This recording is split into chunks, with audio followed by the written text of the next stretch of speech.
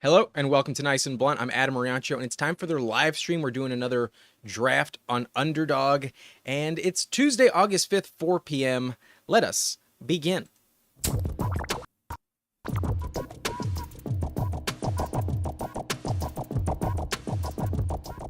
All right, here it is. Here's the website, and we're going to scroll over. I'm not totally sure if I can do two drafts today. I've got to play some golf in a couple hours, and with the LA traffic, I'm probably going to wrap this thing up. At worst, at like 5 o'clock. So I think we're only going to do one draft. I'm tempted to get in the eliminator, but I think we're going to do one of these MMG best ball leagues. I did have some success in the MMG last year, so hopefully the luck pans out. The advance rate is not terrible. It's at least 1 in 5 if you do make it to week 16. But if you do advance, you at least get your money back.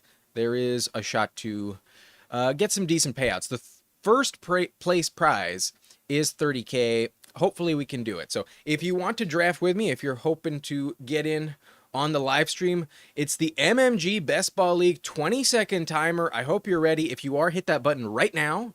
And with the delay, I'll hit it in 3, 2, 1. Let's go. No location error. Mother effer. Let's try one more time. No, I'm just gonna have it ready on my phone. I hate when that happens. I hate when I lob it up for y'all to get in with me if you really want to, and then we get blocked by the website. So let me just get it on my phone. No risk. Got to turn the GPS on though. Okay. All right, I've got it on my phone. If you want to hop in, go ahead and hit that button right now. Hit it right now in 3, 2, 1. I'll be joining.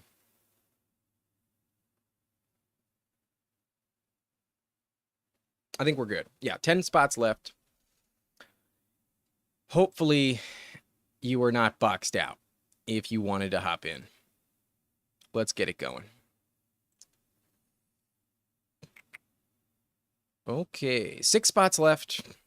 Still some space. Welcome in if you'd like. We got some ginger ale today.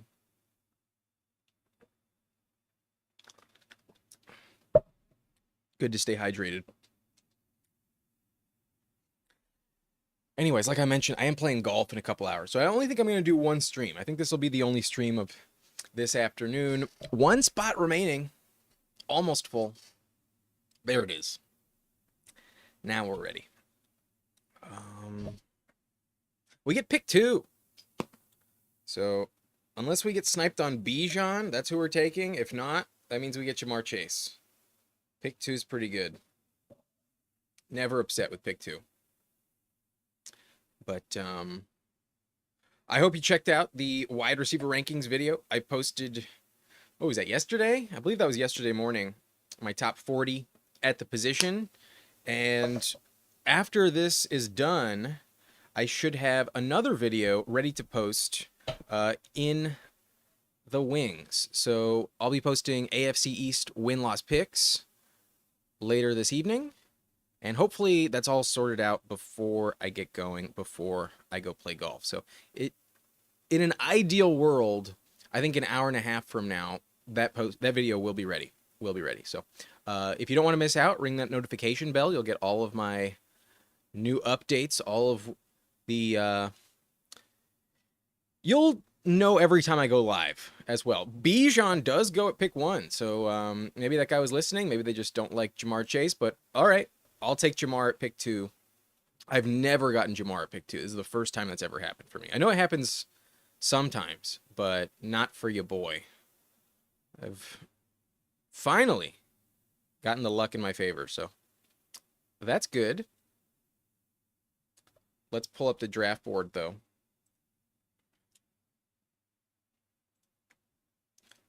Let me get it situated. There we go. And then there it is. That's perfect. Shamrock's here. Welcome in. Do I have the... Hmm.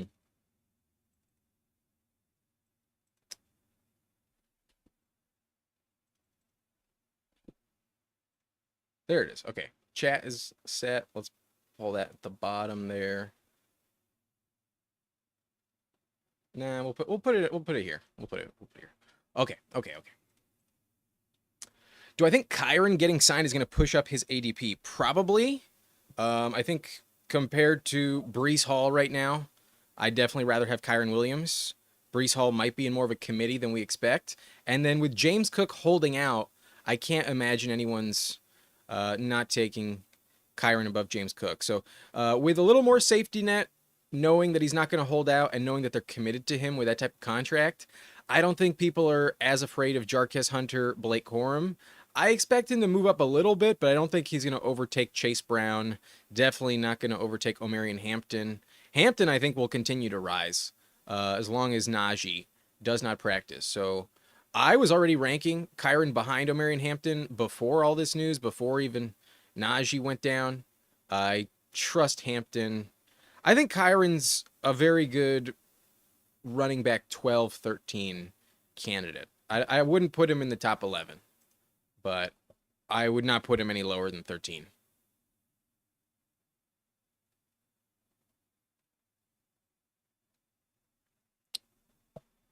Coming back on the clock, all of the good players in round 2 are off the board, so we're in that tier where like our next 2 picks are really everyone that's being taken at this point until the end of round 3. You can really mix and match. If you wanted to reach heavily at pick 23, a player that usually goes at like 36, 37, I wouldn't hate it. I don't think it's the end of the world. I think it's a really, really flat tier moving forward until we get back on the clock in round 4. So let's show you at the top of ADP. We have Bucky Irving, Chase Brown. And with the premium price at running back right now, I'll just take Chase Brown and we'll lock up some Bengals correlation. Bucky Irving goes to M. Newman.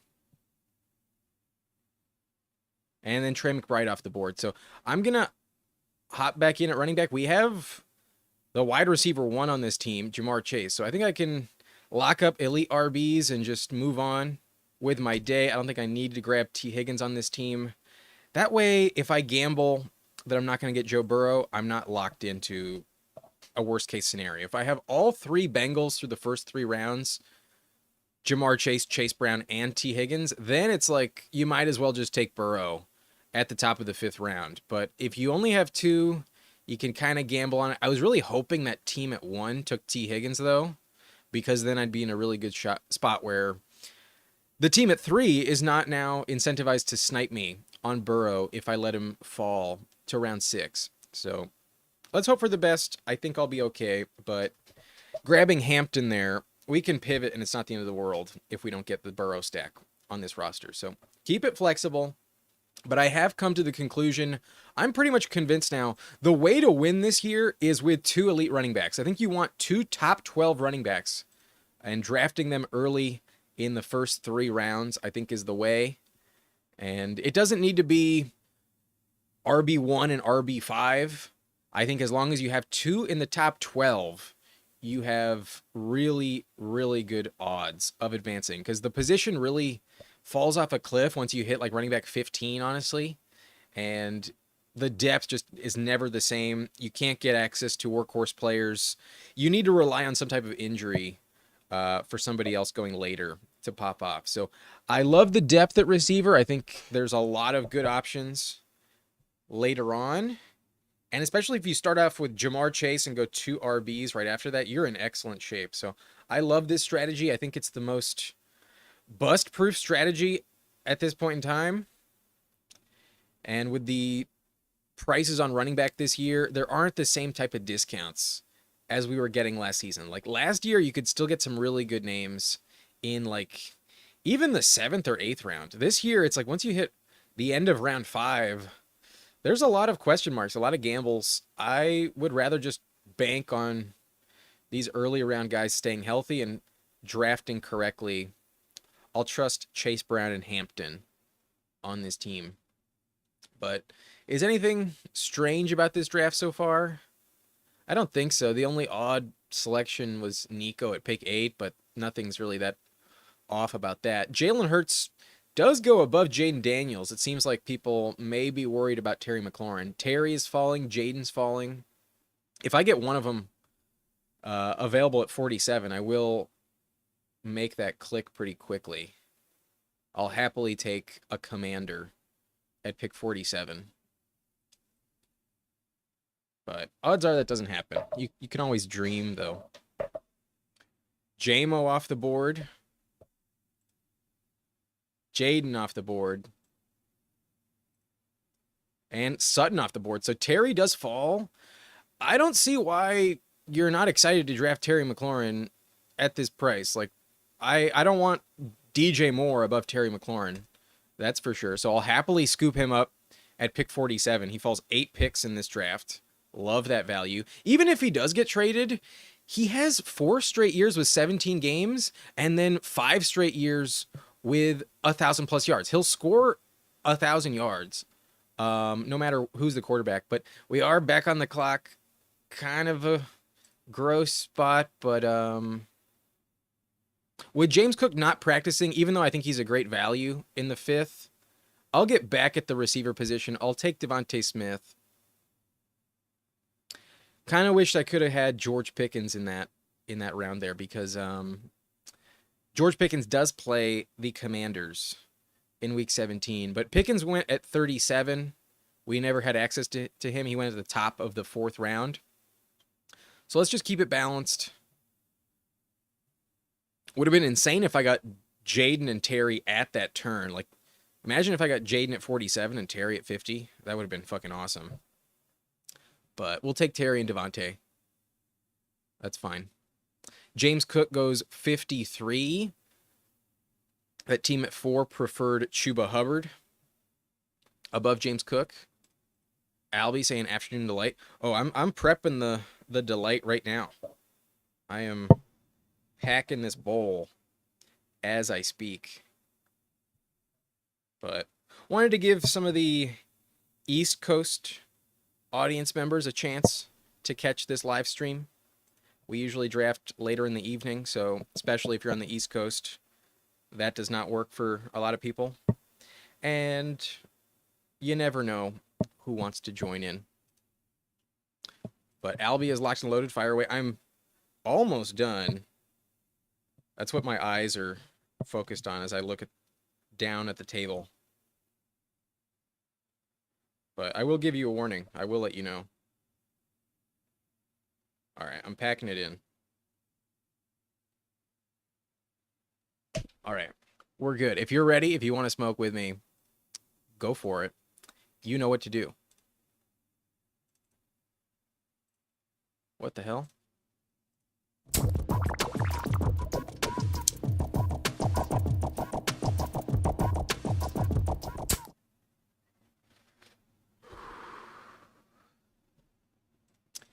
Yeah, it's 4:13. We're getting in a little bit early. Maybe we'll dip back in 6 minutes.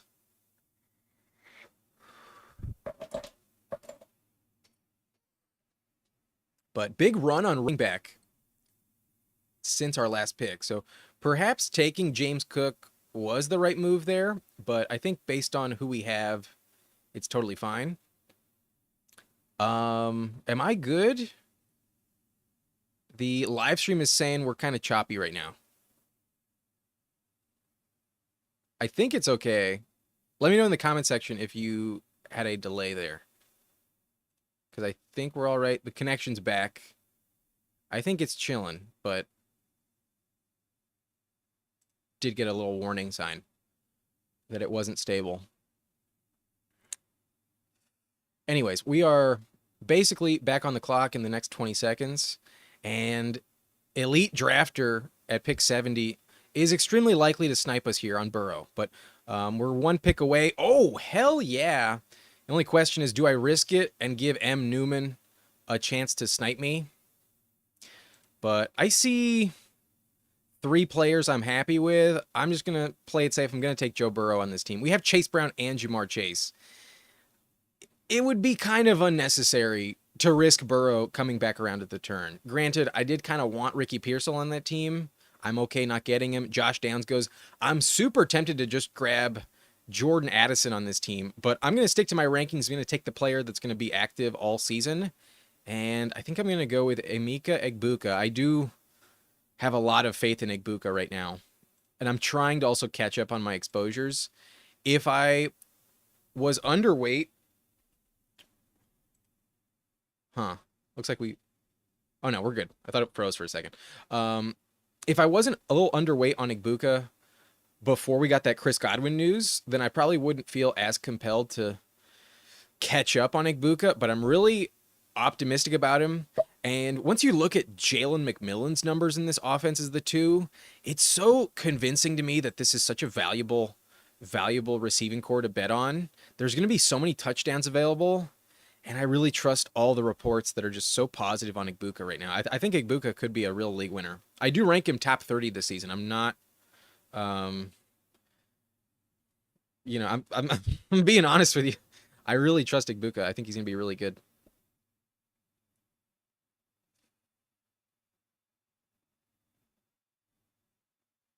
Okay. Sorry if I'm like in and out of talking. The YouTube studio is like telling me we got an excellent connection, then a good connection, then no data, and then it like flips between excellent and no data. And you guys have not complained. So I'm going to assume we're all good on the broadcast front, but I'm getting conflicting messages. I don't know if this stream is lagging. I think it's okay. Anyways, we take Egbuka there, get back in at receiver. So the receiving core, pretty phenomenal. We have Jamar Chase, Terry McLaurin, Devontae Smith, and Emeka Egbuka. Possibly might have taken Pearsall if he had fallen. If I didn't take Joe Burrow, it was between Egbuka and Ricky Pearsall at receiver. So happy to have Burrow. But at running back, we have Chase Brown, Hampton. And we'll see who's there on the board at the next round. But other than one player, I'm not dying to grab running back for like another 3 rounds. I think this is a weird part of the draft where everyone you're taking is more so a backup, if not in like a really ambiguous committee. And I don't want to draft Travis Etienne right now. I don't think he's a good pick when Tank Bigsby is getting some hype, and I still think Bachel Tutin can overtake him by the end of the year. Don't like Etienne at this price. Even some of the players that just went off the board, like Mason went at 78. I mean, I guess if you're going to plant your flag, go ahead, but you can usually get Mason in the next round, so I don't like that pick. Pacheco, a massive gamble, high upside, but pretty risky. Tony Pollard, I'm convinced loses his job to Tyjae Spears at some point this year. Joe Mixon's a major red flag. And then Aaron Jones, you're either betting on Mason or you're betting on Jones. I think it's too much of a committee where like either of them are really that good, but I would prefer Aaron Jones still.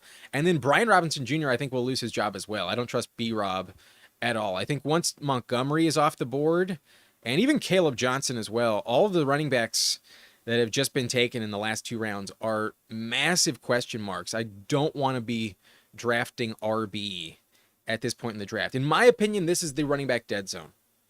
Rounds, like late round 7 all the way through round 11. I think until you hit round 12, you are not getting good value at running back, where players going much later can steal their job in that backfield. But we are on the clock. TJ Hawkinson is available.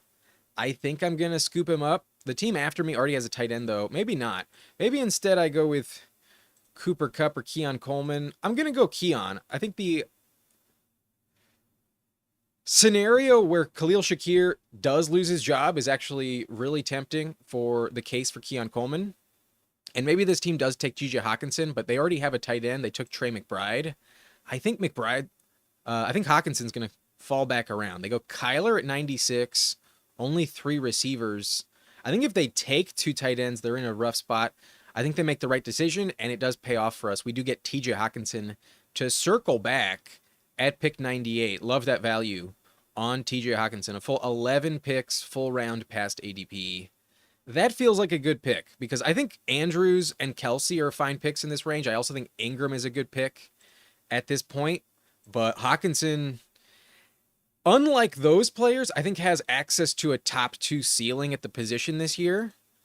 And especially with Addison having a suspension looming over his head, the fact that Jefferson has not practiced in a week, you never know. Hawkinson might be the clear number 1 target for JJ McCarthy. That also gives us another stacking option at the next round. We could pair up Joe Burrow with JJ McCarthy and have the Jamar Chase Brown stack in Cincinnati, along with the TJ Hawkinson stack in Minnesota. Don't hate it. But personally, I think Hawkinson is more valuable than both Aaron Jones and Jordan Mason. So to get him after those players gives me a little confidence that we're getting a really good value. And now I'm kind of regretting not drafting Jordan Addison just a little bit, because I'm also realizing the team in front of me has the Justin Jefferson appeal. Addison also fell to pick 83. That's kind of surprising.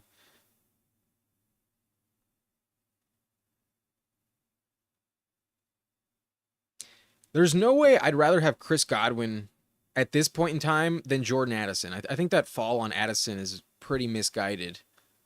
So that team at 11, really good shape. Their team is Ashton Jeanty, A-Chain, Evans, Rashee Rice, Travis Hunter, Chris Olave, and Addison. Actually a very risky combination, but high upside with all those players. I don't like the Olave pick, though. I think they kind of get saved with the Addison value. But not bad. Jamie, happy to have you. Cobra. This is a good point. You know, I will say yesterday I did see Burrow fall into the 7th round. I did see Burrow go at pick 74. I did just take him at 71, which isn't that much different. But I have seen Burrow starting to fall back into the 7th, just into the 6th, a little bit. But it had been a while since that was available.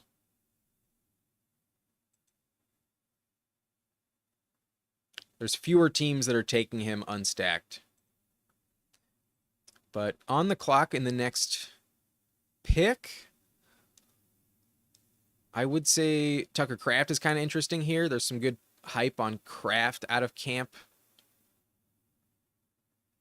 And the team after me does not have a Viking stack. So I think I'm going to pass on JJ McCarthy. And I think with only 2 running backs, I think I will go Tyjae Spears. Like I said recently, I think he will steal the job from Pollard before the year's over. I think so. Might not happen, but I think a good floor play, even if it doesn't. He's going to get on the field, and it's a bit more of a 1A, 1B situation than the ADP reflects. So I think he's a good pick at this price. But we are back on the clock, and this is a good spot to be getting back in at quarterback. We have Burrow, though. Our only other options for stacking are pretty much off the board. So I will just take JJ McCarthy. Not a quarterback I'm like dying to take in general. I think he is going too early. Like I rank Herbert above him. I think Lawrence is more interesting. So is Stroud. But his situation is still probably one of the most ideal scenarios you can think of. And at the end of the day, like, as much as I don't trust him and like oftentimes shit on JJ McCarthy, all you have to ask yourself is, do you think he can be Brock Purdy? Like, Purdy's putting up top 10 numbers in fantasy, and he's not a top 10 quarterback in real life.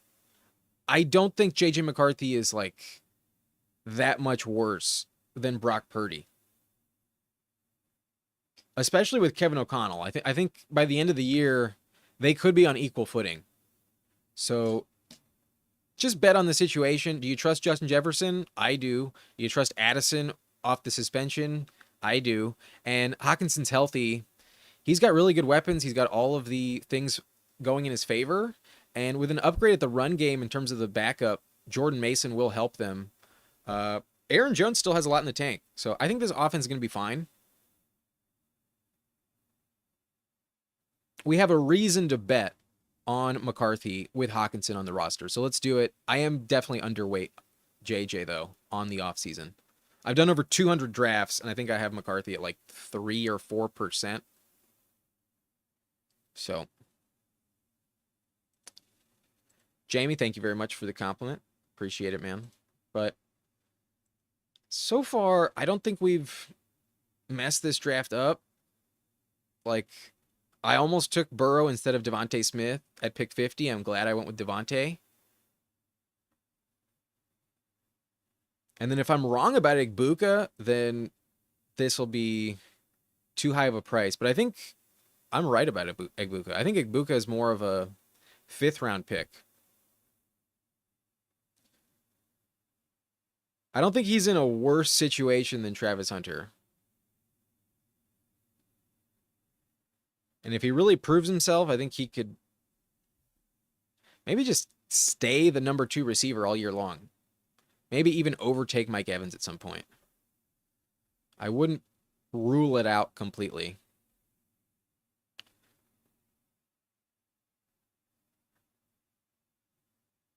But I trust his quarterback more. That's for sure. Okay, so the team has Burrow, McCarthy. We're done at quarterback. I don't think I'm drafting a third. Running back, we got Chase Brown, Hampton, Tajay. I need at least 2 more. Wide receiver is still pretty loaded. Jamar Chase, Terry McLaurin, Devontae Smith, Emeka Egbuka, and Keon Coleman. And then tight end TJ Hawkinson. So I'll probably draft 6 running backs on this team.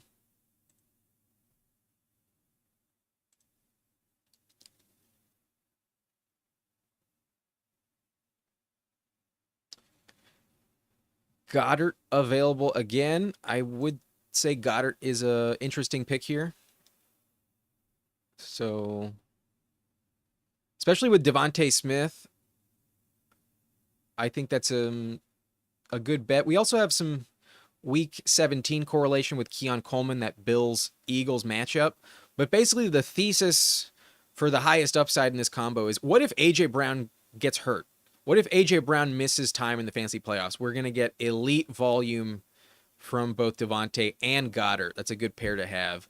And then at running back, I might get in on Garendo, but I think it's probably going to help me to get back in at receiver. And after we checked the exposures and it was clear I'm just a little underweight on Cedric Tillman, I'm trying to get back in on Cedric Tillman. Because his price is not going up. He's the cheapest Brown to invest in. And he was operating, getting more targets than Jerry Jeudy in that little stretch before he had concussion. I'm not totally convinced that Jeudy is that much different than Tillman this year. And I never draft Jeudy. I'm heavily fading Jeudy this season.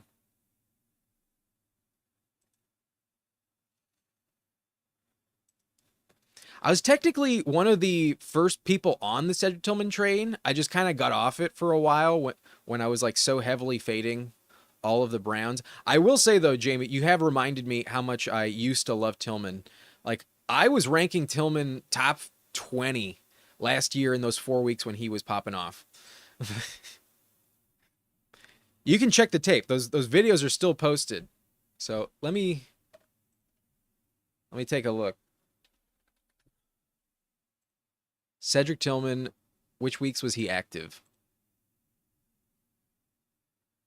Weeks 7, 8, 9, and 11.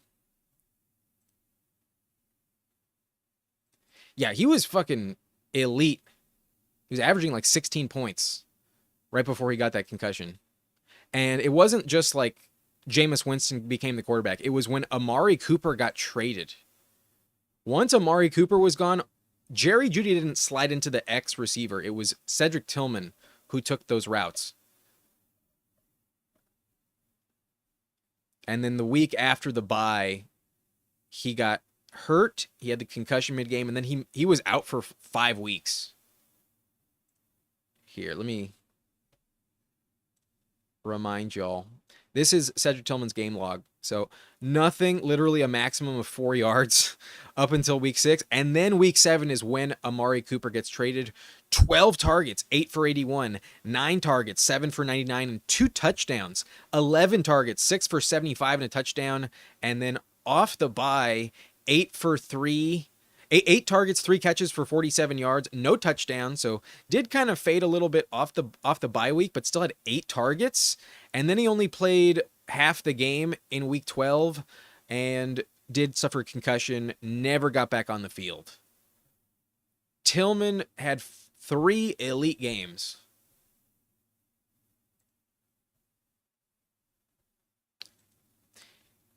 I'm not too worried about not knowing who the quarterback is because I think it's more so about the role that he has.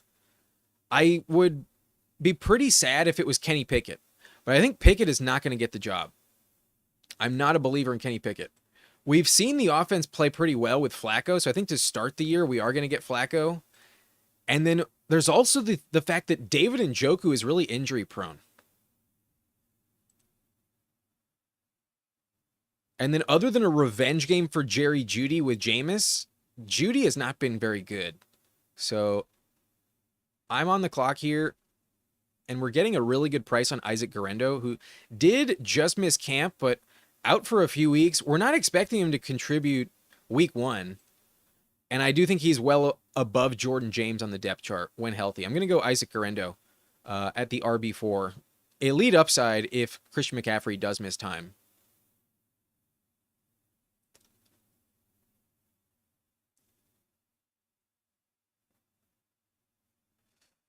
Wow, Ja'Cory Krosky-Merritt in round 15.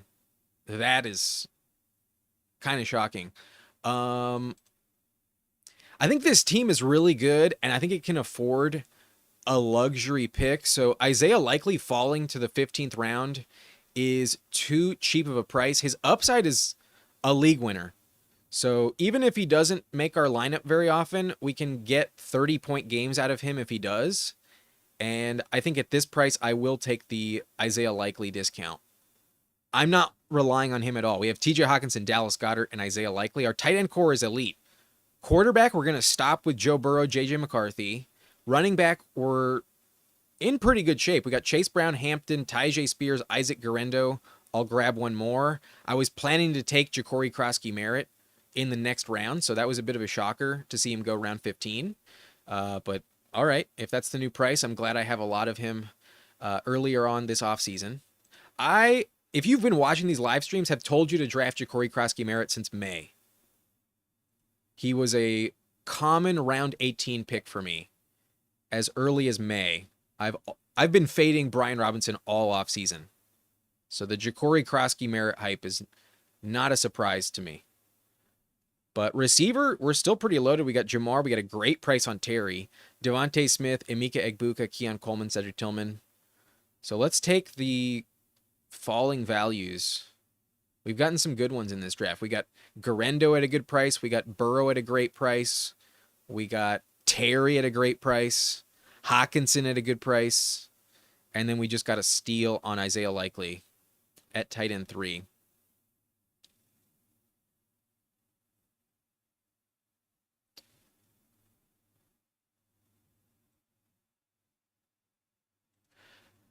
Lior says, did a draft for a 32-person league yesterday. I took Flacco with a late pick. Not the worst decision in a 32-team league. Holy shit. Flacco might be your starter.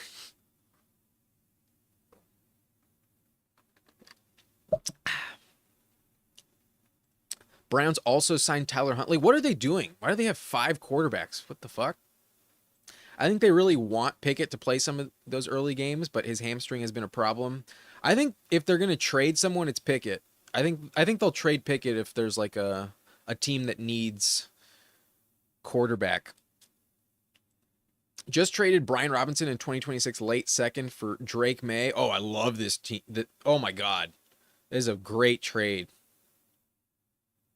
Love this trade. Lior says thoughts on Addison's suspension. I think it's going to be 3 games. That's the NFL policy. However, their schedule in weeks 4 and 5, I don't think helps him get back up to speed quickly. They go to Dublin in week 4 and play the Steelers. That's not really a great matchup, and all the travel with a rookie quarterback. I don't think Addison's going to be that involved in week 4. And then week 5, they might give everyone else some rest and like only target him in that London game. But there's also a chance he is just never really that involved on that trip. And only after the week 6 bye is he relevant in their offense. But once he's back, I think he has top 25 upside. I think Addison's really valuable. Very interesting pick. I kind of want to go with Mike Gesicki or Geno Smith, but based on the build, I don't think I can afford to do that. We're going to go Keenan Allen here and hope he signs somewhere. And then kind of want to go Taj Brooks. But instead, I think I'm going to go Kareem Hunt. I've not taken enough Kareem Hunt so far, and it looks like he's the guy right now with Isaiah Pacheco. I think Kareem Hunt's going to have some good value at the beginning of the season, and with players like Garendo and Tyjae Spears, this team, I think, in terms of depth, needs more points at the beginning of the season, because there is a chance that maybe Hampton is not like elite right out the gate. So I think by the end of the year, this running back core is going to really be good for me. But I think at the beginning of the season, there's a chance I get some less than 10-point games out of some of my guys. So let's go with Kareem Hunt, and hopefully he can score some touchdowns in the early weeks and fill in some of the plugs. Plug up some of the holes. Fill in some of the plugs. Plug up some of the holes early on. And then receiver, I'm probably going to take one more, given I just took Keenan, and there's a chance he retires still. But I really love the receiving core on this team. We got Jamar, Terry, Devontae, Egbuka, Keon Coleman, Cedric Tillman for the upside, and then Keenan Allen.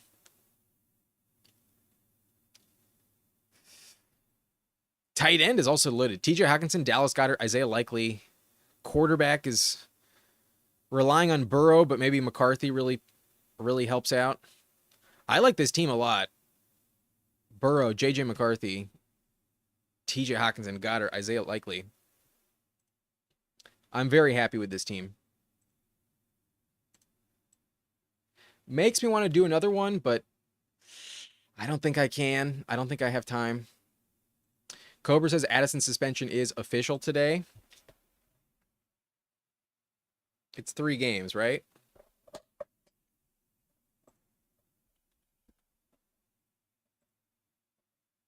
Yeah, 3-game suspension. So the schedule when he gets back is not great. The game in Dublin and then the game in London right after that. I don't think you're getting max value in that Europe trip out of Addison. And then there's a bye in week 6. So I think in best ball, he's a much better pick. I'd probably let him fall in a redraft league because I think you're not going to be able to start him 5 out of the first 6 games. So just because it's 3 games, understand what the schedule's like when he comes back. But it's between Yoshivas and Jermaine Burton here. Or I guess I could go maybe Naylor. Oh no, Naylor was taken. I have so much Jermaine Burton. Let's double down. I should probably mix in Yoshivas a little bit more, but I'm a creature of habit. I'm willing to be wrong. I don't think Yoshivas is that valuable, honestly. Whereas because we've never seen Burton, I think if he does work out, he has higher upside.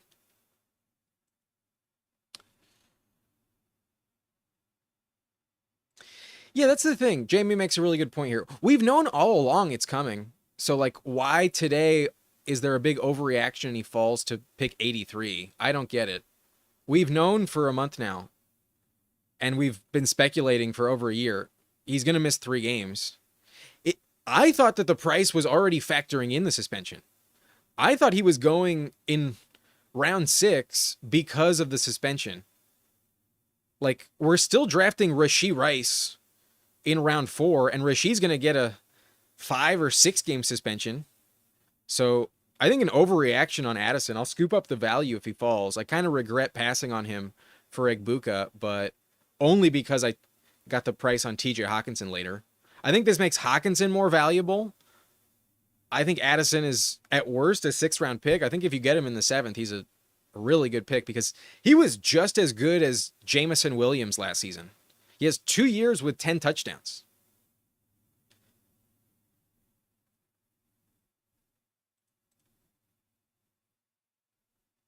I think Addison's a good player to target.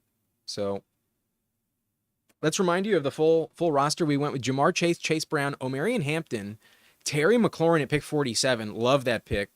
Devontae Smith at pick 50. Joe Burrow at 71. That was really nice. Egbuka at 74. I do rank Egbuka above Addison, so just sticking with my rankings. And then Keon Coleman at 95. TJ Hawkinson, 98. Really good price on TJ Hawkinson. We got Tyjae Spears above ADP. This is basically right where he goes, but I think I reached on him like 2 picks. I think he's a good selection at this price. And then JJ McCarthy for the Hawkinson stack. Goddard for another tight end, but Goddard's a bit injury prone. Does miss some time. I think pairing him with Likely is not bad. And then with Cedric Tillman, Isaac Guerendo at good values as well. I like this team a lot. Some old players in the last 3 rounds, Keenan Allen, Kareem Hunt, but should have a decent floor when healthy. And then Jermaine Burton as that swing for the fence. T. Higgins usually misses games, and maybe this year Jermaine Burton does overtake Yoshibis. That may be a valuable stack to have with Burrow. So like this team a lot. I think it has tremendous upside. I think I have a very good chance to advance in this lobby, and then from there we just need some good luck. I think I did a good job on this team. So just another reason to trust the elite running back strategy. Grabbing 2 running backs in the first 3 rounds has not let me down, and I at least feel confident enough with my ability to get valuable receivers later on that we can get some really good teams. So that was the approach, and I do want to pull this up. I want to find out exactly where I ranked Cedric Tillman. So I'm going to be done for drafts. I got to go play golf in about an hour. So let me pull this up. Thank you for some new subscribers during the stream. I got to search for this, but let's go to the wide receiver rankings. And then I want to find out where I ranked Tillman that week that he scored 2 touchdowns in week 8. Week 8 wide receiver rankings. I want to see where I ranked Tillman back in week 8 last year. Because I remember being on the hype train. Maybe I didn't join until week 9, but it looks like I ranked Cedric Tillman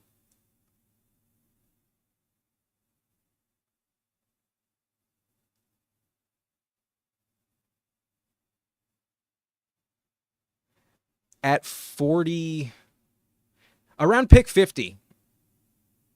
Around pick 55 in week 8. And then in week 9, where did I rank him in week 9?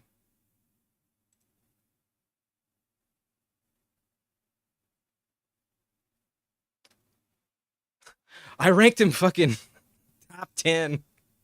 Yo, I ranked Tillman top 10 in week 9. Welcome to Nice and Blunt.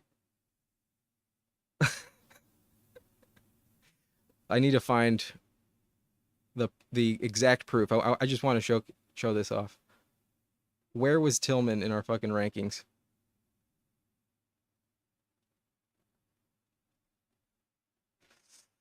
The timestamp should be there. And it was 16. 16! Tillman was my wide receiver 16 in week 9 last year. What did he do?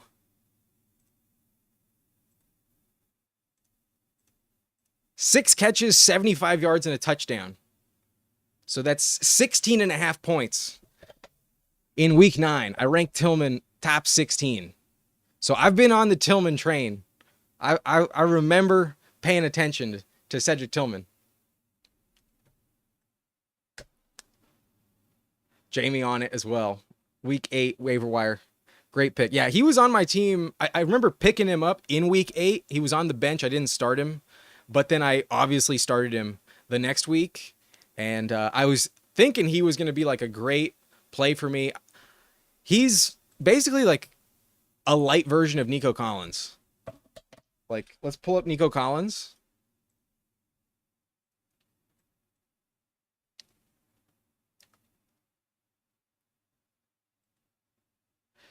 So Nico is 6'4", 215 pounds, was a 3rd round pick, and runs a 4.5 40. Remember those numbers: 6'4", 215, and a 4.5 40. Now let's go to Tillman.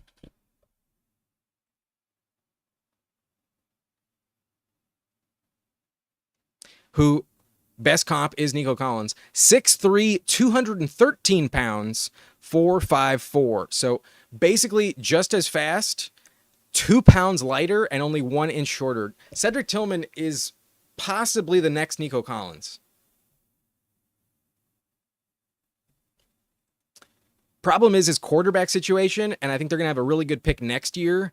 If, let's say, like, Drew Aller is the quarterback in Cleveland next year, I would expect a massive breakout from Cedric Tillman next season. In 2026, I think Tillman's going to be a really valuable player. I think Tillman could overtake Jerry Jeudy even like early on this season, but I think next year there is a chance that Tillman is the clear guy. And if his quarterback is someone like Drew Aller or maybe Arch Manning, who knows? Tillman has a really high ceiling in Dynasty. I would like him in Dynasty. This year, I think I'm only going to draft him in best ball, and then maybe he's a waiver wire pickup early in the season, but I'm probably not going to draft him in the auction format for the subscriber league. But Jamie, just wanted to say I watch a ton of live podcasts for all kind of fantasy football content. I highly enjoy your shows, one of my favorites. Thank you very much, Jamie. Really appreciate the compliment. Cobra says he had to be cheap for DFS for those several weeks. Oh, I'm sure he was mostly like undrafted, especially week 8 when I ranked him like 55th or something.